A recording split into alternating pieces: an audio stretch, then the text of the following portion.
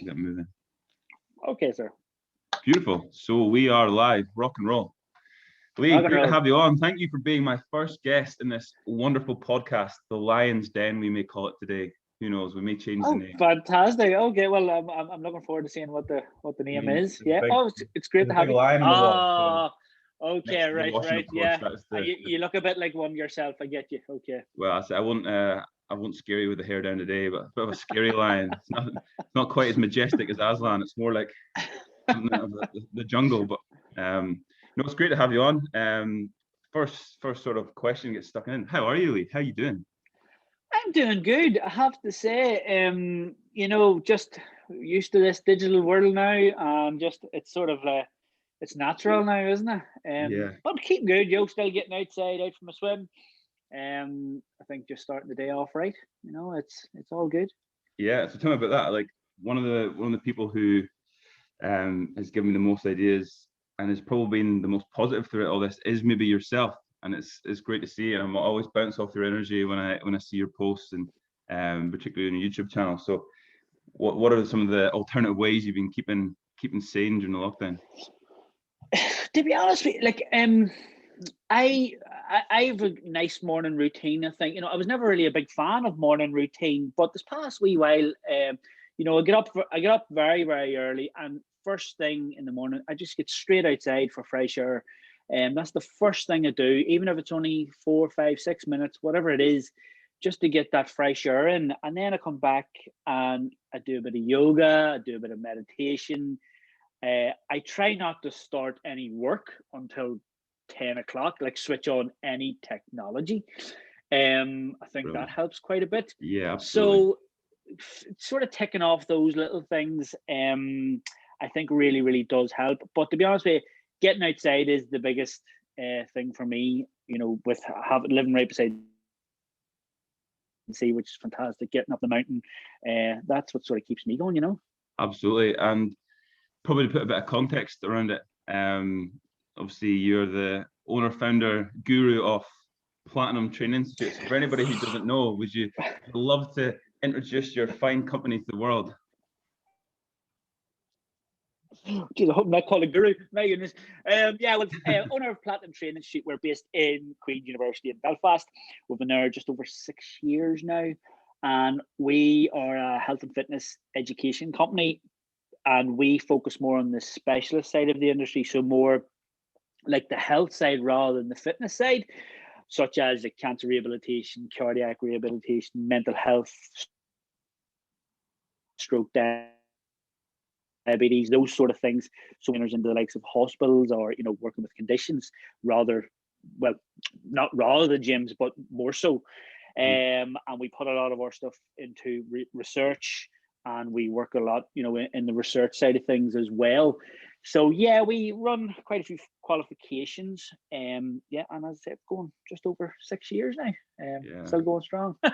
Unbelievable. Oh, fantastic company. And give everybody a bit of perspective. I've done courses with Platinum. I'm currently doing courses with Platinum, and probably one of the main things that attracted me to the company, other than the fantastic staff, of course, was, to be honest, I think, and correct me if you're wrong, I think you guys were ahead of the curve in a little bit of the sense of focusing more on the mental health side of things, more on the health and well-being side, whether it be exercise referral, cancer, mental health. Of course, you do the fantastic gym instructing, personal training courses, strength and conditioning, and that can be quite performance based. But do you feel like that is where the industry is going? There is a big shift towards referrals and having that connection with the health service. I remember saying, from we started Platinum, I remember saying to every student coming through the door that if you don't have exercise referral as a qualification, you're probably not going to have a job in this industry in about 5 years. We are sort of 5, 6 years later now. So I still sort of think that. And when I said Platinum up, it was specifically for the health side of the industry, which is why our motto is health first. So yeah, being in the industry now just 20 years and seeing the way it was going, I sort of got sick of the way it was going and what I was seeing, especially with the evolution of social media and things like that. I thought to myself, the health side is sort of being missed here. It's more about, gym instructors, personal trainers, ship them in, ship them out more and more. And that to me wasn't the important thing, because whether or not people know, a lot of personal trainers cannot work with certain conditions, people who are on certain medications. So to me, the referral side of it was the most important bit. Yes, if you wanted to specialize after that, 100% fantastic, which is why we run, I think it's 12 level 4s at the minute. But Wow. Mental health was my background as well. So I worked with a lot of the charities, and I do like a wee side project, podcast and blogging for mental health. I wanted to put that into nearly all of the qualifications, which is why, we were very lucky to do a research project with Queen's University and the Mental Health Foundation, specifically on mental health. So I do think, if you want to say, yeah, we were ahead of the curve, possibly when we set up Platinum, because that was the focus, and that is the way it's going now. People are sort of figuring out, right, the health is more important than the fitness side of it. Yes, fitness is great. It does not compare to the health side of it, Yeah, 100%. And I think, falling into the world that we're in at the minute, fitness has become, it's become a brand, an image. It's almost an accessory, like your clothing, how you look and what workouts you're doing. Is it fashionable? And people forget that the reason that we move is to stay healthy. That's why we're moving. That's why we're keeping fit.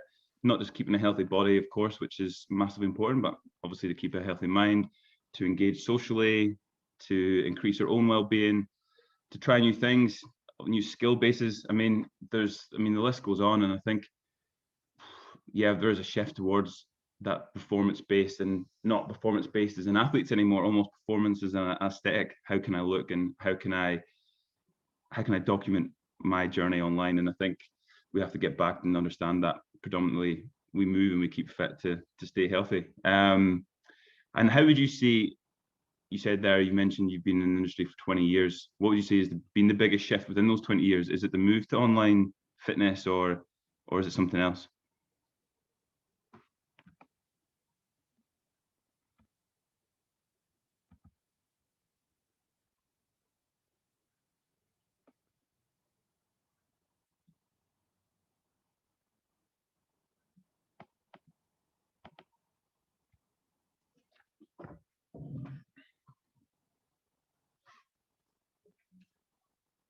We've lost Lee.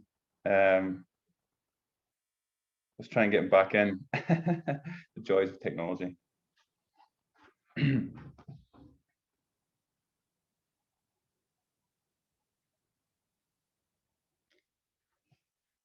just keep talking in the meantime. So we're trying to get Lee back in, and very interesting about what Lee was talking about there with the way that the health industry and the fitness industry is going. Focused more on, yeah, the aesthetics of it at the minute. And don't get me wrong, it's great to look good. It's great to look good and feel good. But most importantly, we need to move to keep ourselves healthy and keep a healthy mind. So I'm going to try and get Lee back in, and we'll find out a little bit more about his journey over the last 20 years. But that's the challenges we have with podcasting and with being online. It's temperamental, to say the least. So let me see if we can get Lee back in here, and we'll get moving. But great. Thanks for everybody who's tuning in to the first podcast. You're going to have to just look at my ginger beard for the next minute or so whilst we get Lee in, and that's looking good. Happy days, and we're back. Look at that. That's what you want on the first podcast. You want a little bit of temperamentalness. You want it to be edgy. You want it to be rogue. You don't want it to go smooth. That's what I'm all about. That's just a good metaphor for life. You want curveballs. You want to be able to adapt and overcome. So whilst you're away there, Lee, people looked at my ginger beard for all of 90 seconds. So they're going to be scarred. You left me in the wilderness there. And did it? Was it me that vanished? All right, okay. I don't know who it was, but we're back. That's the main thing. We're as back. Long as you're still recording, are you?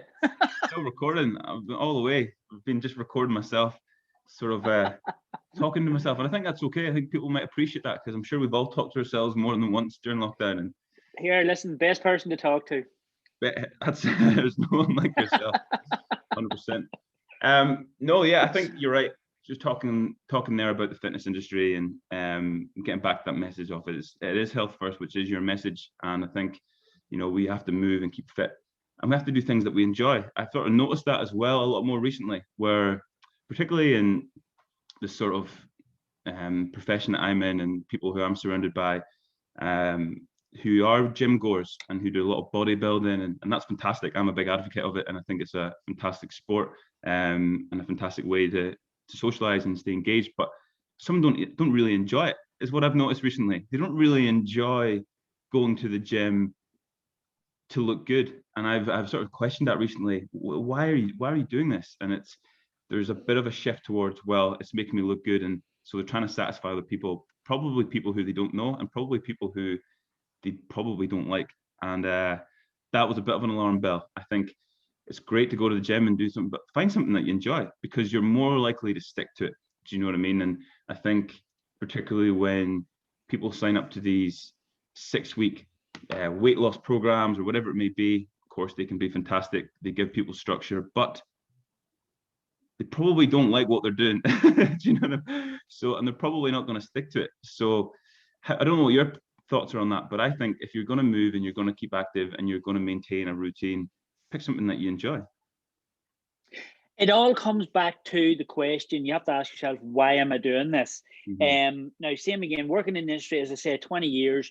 Like, I was a personal trainer for years, working in a gym for 3, 4, 5, 6, sometimes 7 days a week. I don't use a gym anymore myself. I haven't done in quite a few years, and people think that's crazy running an education or a health and fitness education company, but I don't enjoy it. So why would I do it? Yeah. So yes, it comes down to, I go out swimming in the sea, I go out mountain walking, I go rock climbing. You know what I mean? I try and put my routine nearly into my daily routine, my sort of health and fitness. If you're walking along a road and you're waiting there, you squat down and wait. People think you're nuts. That's fine. But it's coming back to, why am I doing what I'm doing? And I don't know what's happened in society where it was nearly drilled into people's heads, you need to go to the gym 3 times a week. Why? Please explain to me why. And it's not all about the gym. If you love the gym, fantastic. Go and use it. Brilliant.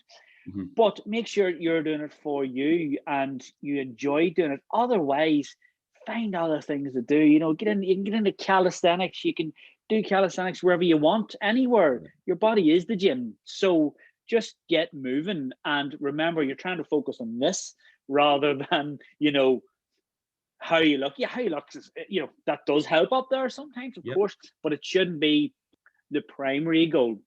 100%. It should be feeling good rather than looking good, in my opinion. Definitely. I couldn't agree more. And I think I've had clients who've come to me for training programs, and they've been confused. On a cardio day, I will put dance for 30 minutes and they'll go, they'll look at it and they're almost surprised and joyous, because obviously I know that there may be a dancer or and they go, well, that's not really you prescribing exercise. I'm like, I'm prescribing something that you enjoy. So why wouldn't I tell you to do it? Do you know what I mean? And incorporate that into your warm up, incorporate that into your cool down. I don't need you to go and do hill sprints, because you're never going to do it. And you're going to hate it, and you're going to hate me, and I'm never going to see you again. and you're never going to. So why would I not prescribe you to put on music and dance for 40 minutes? Or, of course, you'll prescribe other exercises and you listen to the client and what their needs are. But do something that makes you happy. You don't want to be miserable 5 days a week. There's no sustainability in that. No, it is fine. It's surprising the things that you'll find that you actually love doing. Do you know what I mean? It really is surprising. And like, I know a few times a week, I'm doing that Just Dance app with my wee girl. She's 11. I tell you, I never knew I could dance the Rocky Horror so well. I'm a pro at it. And like, that's a workout. So should I have scheduled in a leg day or something like that? No, because, first of all, I'm moving my body, I'm working up a sweat, I'm spending time with personal love, you know what I mean? And that's the important thing, Yes. So once again, the gym, it's fantastic, does everything brilliant, but find something that you enjoy doing. There's so many things, as I said, like in the boot of my car, I have the Olympic rings, which I just wrap around a tree, and perfect. Do that, or else I have a slack line in my boot, which you wrap around 2 trees. So it's finding things like that are sort of a wee bit different. And if you don't enjoy the gym, don't go to it. Exactly, and couldn't agree more. I think you have to find something which, moving towards the mental health aspect of things, it's only going to cause you more anxiety. If you're going to the gym and it's causing you stress and you don't enjoy it, and maybe you're not getting the results that you want, and you're comparing yourself to other people who you don't necessarily want to be like. And I think that's just causing more problems, than it is benefiting you. And I think moving on to mental health thing, you sort of mentioned there before that you're jumping in the sea and you're doing a bit of the cold water therapy. And how important do you think it is to add something different into your routine and some of those alternative methods? And also, you sort of mentioned that you got all that done by 10 o'clock. Would you be an early riser? And what do you think the importance of getting up early is? I didn't used to be. That's the goes on straight. I did well. Now saying that, when I started in the industry, I had to get up early because my job started at 6:15. So that was only because I had to. But I hated it. I hated getting up that early. But as I've got older, the past maybe 6-7 years, maybe I just love getting up early. I will get up as early as I can because you can get so much done or not done. Yeah. At the start of the day, and you get time to chill. Where when you wake up and you're straight into the day, right, rush, that's not a good start to the day. So if you have time to sit down, chill, have a cup, or go for a wee dander, I think that's very, very important. And sort of setting yourself boundaries where the likes of that, not switching technology on to 10 o'clock. That's just something I have in my head. And then, trying something a little bit different that you've never done before, because it's good to challenge yourself every so often and not fall into that trap of just everyday routine of doing the same thing all the time. Now, when I say like morning routine, that's just to get me moving in the morning and get my body going. But try different tasks, try different ways of training, try different things to read, languages, just keep trying something different, because you never know what you're going to find that you actually love doing. 100%. I think you do have to try alternative methods, and I'm a big advocate of the cold water therapy. I think it's an absolute game changer for me. It always has been, and I would be an advocate like yourself of, regardless of the seasons, get in there. Get comfortable being uncomfortable, and it's incredible. It's not just a physical sensation. It's obviously for your mental health, your well-being. It just lights everything up. It ignites you. It fills you full of the best endorphins, sets you up for the day. It just clears your head, and it gives you a feeling like no other. And you also get a sense of achievement.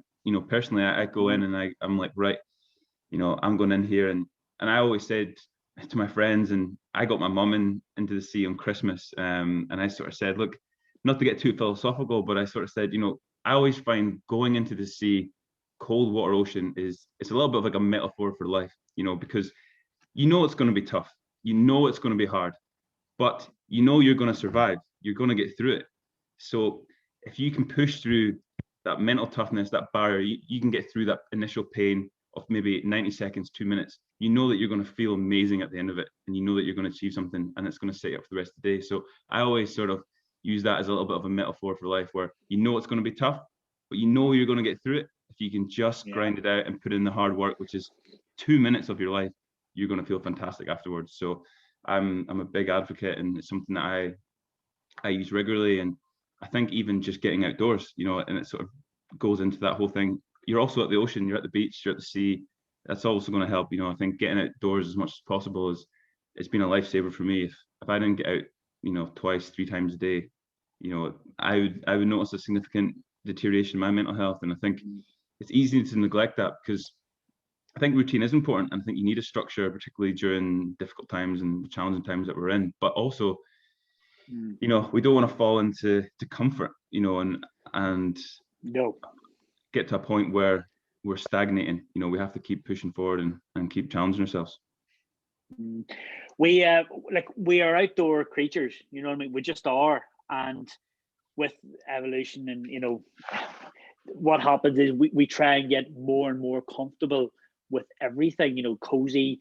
And you go back to that cold water therapy. The worst part of that is like until you get your shoulders in. Yep. So don't tippy toe in, jump in, because trust me, that'll save you a whole load of hassle. And it's one of them things that you can do at any stage. If you don't live near the sea, do it in the shower. You know what I mean? There's no different. Just turn the shower to cold gradually if you want until you get into the swing of things. So yeah, I totally agree. Like it's just challenging yourself as much as you can. Yeah, absolutely. I'm interested to hear your thoughts on the sort of striking that balance between keeping busy and slowing down, because I seen one of your posts the other day and I thought it was fantastic, and something that people take for granted is we're in lockdown, but take a day off. We still need a day off from everything that's going on around us, the negative news, the anxiety of people, the pressure on almost trying to be proactive and looking after our mental health can actually be exhausting in itself and can lead to burnout. So I'm interested to hear your thoughts on slowing down within a lockdown. Slowing down, well, it's sort of putting barriers up for yourself sometimes, because at the minute, I try not to do any sort of emails on Tuesdays and Thursdays. So that sort of, cuts that off, because what happens now, we're reachable 24/7, and that means work-wise for everything, because of your mobile phone, because of social media, for everything. You can be contacted at any stage. Therefore, you feel that you're in work mode all the time. Where, let's go back 15, 16 years ago, where there was no social media, you couldn't be contacted. You went to work, you came home, that was it. So therefore, you done everything else that you wanted to. It's so important to slow everything down as much as you can. And, life isn't about work until you die. It's just not. It's about slowing down as much as you can, get outside as much as you can, breathe as much as you can. And works, everybody needs to work, to make a living, of course, but it's not the most important thing. If you don't look after yourself, you won't be able to work. So slowing down, I've always said that it's trying to find that balance and knowing when to switch off. Like, I'm lucky enough, how do I switch off my phone? Well, I don't have emails on my phone. I don't have social media. I don't watch news. I don't have terrestrial TV. So I don't see any of that sort of stuff that pushing the negativity on you. Don't even have the internet app on my phone. So I've gone another step further. So therefore, my work mode is, on the laptop. When I switch it on, I'm in work mode. When I switch it off, I'm not. It's as simple as that. Out, as you said a few minutes ago there, if you don't get out 3 times a day, to crack you up. I'm the same. It's out. Like, I would try not to spend more than an hour on technology at a time, and then just shut it down, go out, come back in, that way. So slow down, and don't feel guilty about slowing down, because we have in our head you should always be go to reach your goals. That's great. What happens when you reach those goals? Oh, more goals. The world doesn't stop. There's no big celebration at the end of the road. No. Yeah, exactly. It's just a enjoy your process. life and take time to spend with people, get out doing things you enjoy doing. Works for work, life's for life, 100%. And on that point, I mean, people like to get nostalgic and reminisce about the good old days or the glory days. And I'm a fairly young man, or I like to think so. I've not hit 30 yet, and I'm holding on to my 20s for dear life here. But for me, the glory days were when people needed to contact you, they had to come around and knock on your door. They had to come around and chat on your door, or they phoned the landline and your mum picked up. There wasn't a bing, and I love that. You go and you have to walk a mile to knock on your friend's door to see if they were in, and if they weren't, you had to walk a mile home, or you'd do a lap and you'd try and find who was in, and that was great. I love that, and my friends would tell you now that I'm just the most elusive person on phone you'll ever meet. It's too much, and I'd be the same. Good way to be. People question why do I have one of the oldest phones in history? So I can't use it. That's why, because it's so frustrating to use that I don't use it, and therefore I'm more present and I'm more engaged, and I'm not stuck on my phone every day because I can't download the 6 billion apps that I have available. And what it's allowed me to do, especially over lockdown, is not reconnect with all these new ideas and these new things that keep you engaged. Fair play. If you like making banana bread, I'm delighted for you. But you don't have to make banana bread to be okay. Do you know what I mean? That's not a prerequisite for being strong mentally. not that, I mean, I do love banana bread. So if anyone has any, give me a number. Pass it on. But, you know, doing things that you love. For example, I love coffee. There's a very basic example. So I will spend time making a nice coffee, and I'll sit and I'll enjoy it. I won't just tank it whilst I'm in a meeting or whatever. I'll sit down and I'll enjoy it. And same with cooking. I'll slow it down a little bit. I'll enjoy cooking. I'll enjoy reading. Even if I'm sitting having a dram on a one-off occasion, I'll sit down and I'll actually enjoy it and appreciate it. And I think that's key to slowing down, is also being more present, enjoying the things that you like to do, and actually adding more of those into your life, rather than just things that you feel like you should do. Actually focus on the things that you do like to do. And I think that's massively important. You've sort of said, sorry, did you just say you're only turning 30? I know, Lee, I look 40, but I'm turning 40 in 6 months. So there you go. I have a few more years, but you've hit the nail on the head. Like, nostalgia is a funny thing, because, you know, you look back at how things used to be. Oh, it was better then, you know, and this generation will say the same. That's just the way it is. But everything now is, we can get right now, instant gratification. We can get it right now. And when you speak of nostalgia, one of the things that I think of is, let's just say, a TV program. You can binge watch the entire thing, where nostalgia wise, looking back, it was like, right, it was on every Sunday for 10 weeks and you couldn't see what happened until the next one. So it's the instant gratification side of things, you know, and we can get everything we want as quickly as possible, which sometimes means that it doesn't mean as much then, you know. It's, oh, I can get everything I want now, but it just doesn't mean the same thing. Slowing down. Right, most people would think you're crazy if you say that. Slow down. No, to reach your goals, you need to do all these, you know, fantastic speakers, and, you know, telling you to hit your goals, get up and do the 6 productive things successful people do every day. And I'm like, sweet jeepers, right? Hold on a wee second. Nobody can tell you what you are good at. Yes, you know, 100%. You need to find out what suits you. You know what I mean? Absolutely. And I think what people forget is, what does success look like for you, and what does success look like for somebody else? Because the feeling's the same. All right. And I think that's what people maybe don't understand. The difference between you hitting your goals and an Olympic athlete hitting their goals, it's a similar feeling. There's not a massive jump in that, you know what I mean? And I think what your success looks like isn't going to look like what somebody else's success looks like. But ultimately, it's the same feeling, it's the same sense of satisfaction. And I think, you know, have long-term goals, of course, but I'm a big fan of the pursuit of short-term goals, and at the same time, not getting overwhelmed by them. As you said, you don't have to wake up and have the 6 effective habits of highly successful people. I mean, you don't need that. You need habits and routines that look good for you, and that allow you to feel successful, and that allow you to feel wholesome, and that keep you motivated every day. For example, if somebody said to me, you know, you need to learn how to salsa dance and bar dance, you know, by the time you're 30. I mean, that for me, that wouldn't be success for me, but that would be success for somebody else. You know, you have to make it specific to your own goals. And I think if it's success, I don't know why that popped into your head, but okay.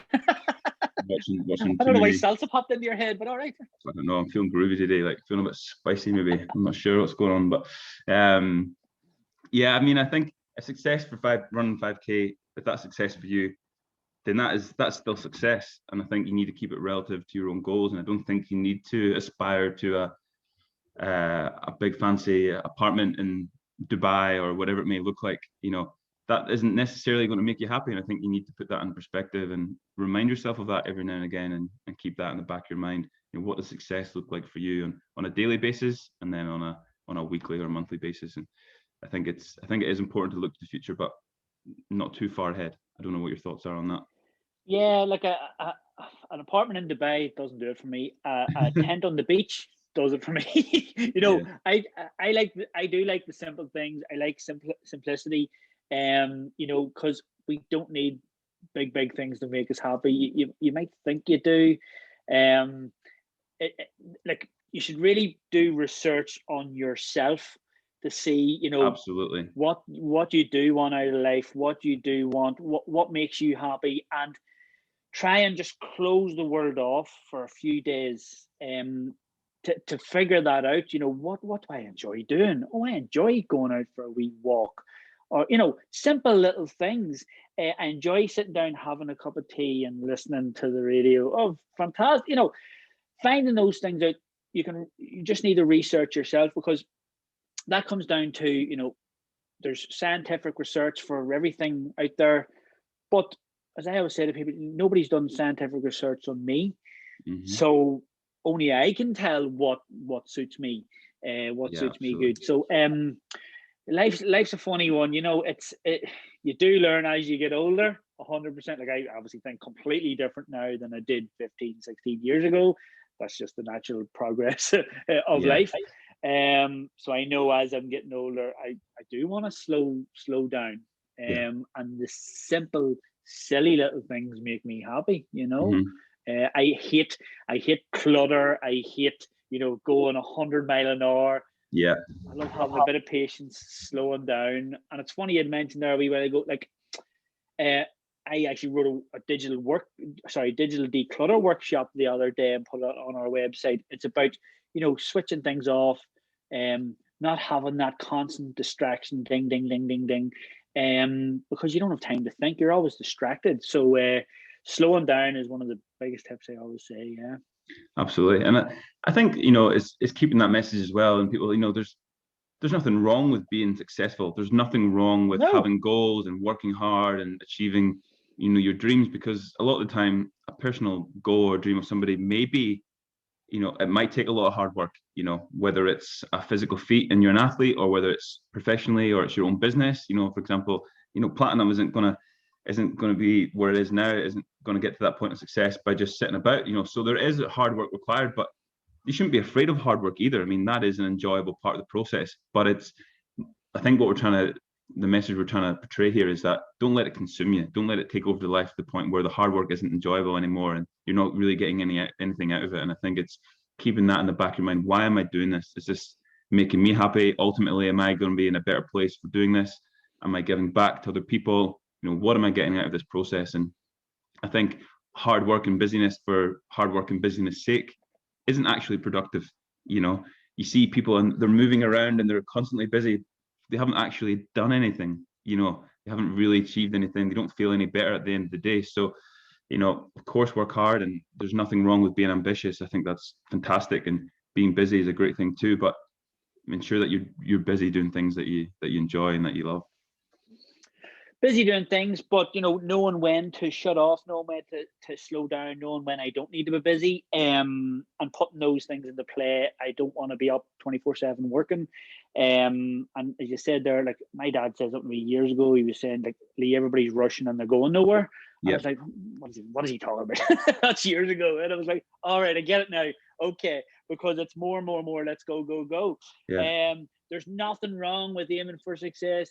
Once again, success is personal. It's individual to that person. What is successful for one person may not be to another. That's fine. All we're saying is we're all individuals. We need to figure out ourselves what we want to do, what makes us happy, what makes us successful, and do that. Hard work, yeah, of course. You're not going to get anywhere by just lying there all day. There's things that you have to do, 100%, but still have time to switch off and enjoy the part of the day that's hard work. Where if it's just hard work all day long, no, yes. And I think one of the most interesting points that you made as well, something that I would like to preach a little bit more is, there isn't really that gold pot at the end of the rainbow as such, where you get to a level, you achieve something, and then that's it. You stop. You just feel bliss for the rest of your days. That's it. I'm done. So stop. I mean, life is an ongoing process. I mean, time doesn't stop for anyone, no matter what situation you're in. And I think that's important, that you live a lifestyle and you move at a pace which is sustainable, that you enjoy, and that makes you happy. Working. I'm going to bury myself until I'm 60. I'm going to retire and I'm going to be happy. That doesn't exist. That is a myth, and you can aspire to any goal, whether it's I'm going to be 30 and I can't wait until I save up for that Jag, and then I'm going to be happy. You'll be happy that day until someone clips your wing mirror, and then you're the unhappiest person in Belfast. So like, don't get me wrong, it's great to aim for things and it's great to have goals, but make sure they're relative and they're sustainable and they're, you know, and you enjoy what you're doing. As you said, there what normally happens if you were to drive out of that car dealership with a Jaguar, the minute you drive out, you'd go, right, what's my next car? Yeah. You know, so you need to figure out, well, is this actually, this is a vehicle. Yeah, this is the thing definitely. that gets you made to be, no matter what way you look at it, you know what I mean? So it's figuring out what actually makes you happy and sort of go from there, you know? Definitely. And I think it's that old saying, it's, you know, it's experiences, not things, that are going to make you happy. And, you know, you could be in a Toyota Yaris, big up Toyota Yaris, can't fault them, with 4 of your best mates or your family or your little girl, and you'll be the happiest person alive. Or you could be driving a big sports car, revving it up, stuck in traffic with no one around, no one to talk to. You're not going to be as happy, you know, you're not going to be as happy in that big shiny red car. So look, you know, I think people aspire to experiences, and don't get me wrong, it's great to work hard and to have maybe the house that you want, and that maybe that will make you happy and it'll give you more space in your brain and allow you to maybe achieve more and live a better lifestyle. But don't just limit yourself into that one box, you know, strive for experiences. And when you look back at the happiest times in your life, it's always just being outside with people, either in the mountains, in the sea, at a music gig, at a festival, some kind of, you know, it's usually when you're with other people and it's usually in some kind of experience. And I don't remember really any of those moments of buying a new jacket or buying a new, flip me, I would never buy a new car anyway, so it doesn't apply to me. But, you know, I think, you know, make memories and make experiences, and ultimately it's going to make you happier. As I like, even when like the likes of like Christmas rolls around, I always say to my family, I'm like, please don't buy me things, buy me, you know, experiences, you know. So I'm always getting like concert tickets or tickets to this or tickets, because that to me is a lot more important than things.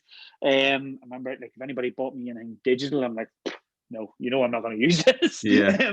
So just let you know, don't be getting me anything like that there. And I try to do the same with other people. Like, you know, I'm not getting you things. I'm going to get you those tickets to a show, or, you know, something like that, where it's an experience that you'll remember. Not that, as you say, like maybe jacket that's laying in the corner. You're like, oh, look at that. I really worked hard to get that. That's laying there. Yeah, exactly. So fair play. I mean, if you're going to use that places. jacket to go and climb mountains, then I'm all for it. But yeah, exactly. If it's just to look good on a Saturday night, then you're maybe missing the target. Exactly. Yeah, 100%.